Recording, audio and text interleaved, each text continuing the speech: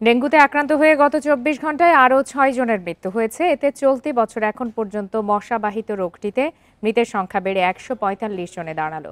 এছাড়া গত একদিনে ডেঙ্গু নিয়ে নতুন করে ৫৮৬ জন হাসপাতালে ভর্তি হয়েছেন। বৃহস্পতিবার স্বাস্থ্য অধিদপ্তরের ডেঙ্গু বিষয়ক নিয়মিত প্রতিবেদনে এই তথ্য জানানো হয়।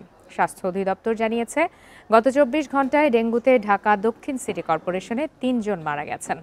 পাশাপাশি এ সময়ে ঢাকা উত্তর সিটি কর্পোরেশন, ময়মনসিংহ ও রাজশাহী বিভাগে একজন করে মোট ৩ জন মারা গেছেন। অন্যদিকে গত একদিনে ঢাকা উত্তর সিটি কর্পোরেশনের সবচেয়ে বেশি ডেঙ্গু রোগী ১৪৪ জন হাসপাতালে ভর্তি হয়েছেন।